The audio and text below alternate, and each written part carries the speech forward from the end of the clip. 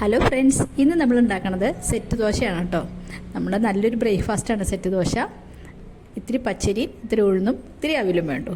അപ്പോൾ നമുക്ക് പെട്ടെന്ന് തന്നെ വീഡിയോയിലേക്ക് പോകാം. അതിനു മുമ്പ് വീഡിയോ ഇഷ്ടപ്പെട്ടാൽ എല്ലാവരും ഒന്ന് ലൈക്ക് ചെയ്യണം കേട്ടോ.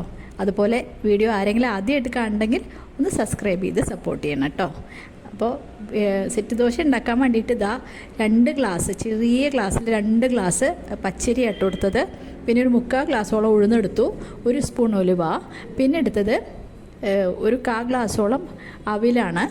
അപ്പോൾ അരിയും ഉലുവയും ഉഴുന്നൊക്കെ കഴുകി നന്നായിട്ട് അതിൽ നമുക്ക് വെള്ളം ഒഴിച്ച് വെക്കാം. മിനിമം ഒരു 4 മണിക്കൂറെങ്കിലും വെള്ളം ഒഴിച്ച് വെക്കണം കേട്ടോ.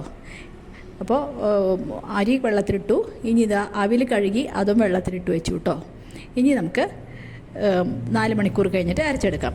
അപ്പോൾ ഇപ്പോൾ ഒരു 4 മണിക്കൂർ ആയിട്ടുണ്ട്. അപ്പോൾ നമുക്ക് അരച്ചെടുക്കാം. ഞാൻ മിക്സിയുടെ ജാർ എടുത്ത് വെച്ചിട്ടുണ്ട്. അതിലേക്ക് ആദ്യം അരി ഉഴുന്നൊക്കെ നമുക്ക് അരച്ചെടുക്കാം കേട്ടോ. നന്നായിട്ട് അരച്ചെടുക്കണം. അപ്പോൾ എല്ലാം ജാറിലേക്ക് ഇട്ട് വെള്ളം ഒഴിച്ചു കൊടുത്ത് നമ്മൾ സാധാരണ ദോശയ്ക്ക് അരയ്ക്കണ പോലെ തന്നെ നന്നായിട്ട് അരച്ചെടുക്കാം. അപ്പോൾ അരച്ച് കൊടുന്നു, നല്ല മയത്തിൽ അരയ്ക്കണം കേട്ടോ. അപ്പോൾ നല്ല മയത്തിൽ തന്നെ അരച്ചെടുത്തു. പച്ചരി ആയതുകൊണ്ട് പെട്ടെന്ന് അരഞ്ഞ് കിട്ടുകയും ചെയ്യും. ഇനി നമുക്ക് അവിലും അരച്ചെടുക്കണം. അപ്പോൾ ഞാൻ അരച്ചത് പാത്രത്തിലാക്കി വെച്ചു. ഇനി നമുക്ക് അവിൽ അരച്ചെടുക്കണം. അപ്പോൾ അവിൽ അരയ്ക്കുമ്പോൾ ഒരു കാര്യം ചെയ്യുക, കുറച്ച് മോര് ഒഴിച്ചു കൊടുക്കാം കേട്ടോ. ഒരു 1/4 ഗ്ലാസോളം മോര് ഒഴിച്ചു കൊടുക്കാം. എന്നിട്ട് നമുക്ക് നന്നായിട്ട് അരച്ച് എടുക്കാം. അവിൽ നമുക്ക് അരച്ചെടുക്കാം നന്നായിട്ട്. എന്നിട്ട് നമ്മൾ എല്ലാ മാവും കൂടി മിക്സ് ചെയ്ത് ഉപ്പിട്ട് മിക്സ് ചെയ്ത് വെക്കാം കേട്ടോ. അപ്പോൾ എല്ലാ മാവും കൂടി ഒരു പാത്രത്തിലാക്കി ഇനി നമുക്ക് ഉപ്പിട്ടിട്ട് നന്നായിട്ട് ഇളക്കി അടച്ച് നമുക്ക് ഓവർനൈറ്റ് വെക്കാം. അപ്പോൾ നന്നായിട്ട് ഇളക്കി കൊടുത്തു. ഇനി നമുക്ക് ഓവർനൈറ്റ് വെക്കാം കേട്ടോ, അടച്ച് വെക്കാം.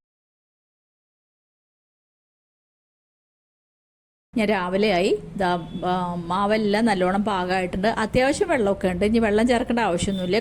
കൺസിസ്റ്റൻസി നല്ല പാകമായിട്ട് വന്നിട്ടുണ്ട്. രാത്രി തന്നെ മിക്സി കഴുകി വെള്ളമൊക്കെ ഒഴിച്ചിരുന്നു. അപ്പോൾ എല്ലാം പാകമാണ്. ഇനി നമുക്ക് ദോശ ഉണ്ടാക്കാം കേട്ടോ. ദോശച്ചട്ടിയിൽ എണ്ണ വരട്ടിയിട്ട് നമ്മൾ സാധാരണ ദോശ ഉണ്ടാക്കണ പോലെ തന്നെ, പക്ഷെ വല്ലാണ്ട് പരത്തരുത്.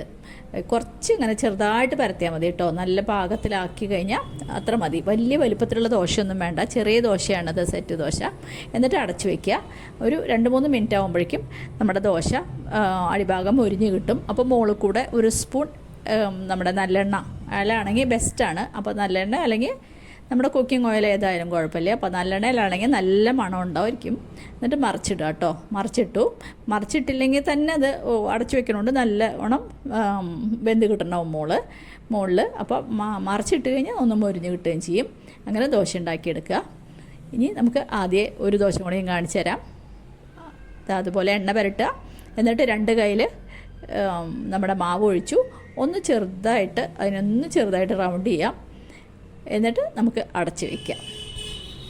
അടച്ച് വെച്ച് ഒരു 2 മിനിറ്റ് കഴിഞ്ഞാൽ നമ്മുടെ ദോശ റെഡി.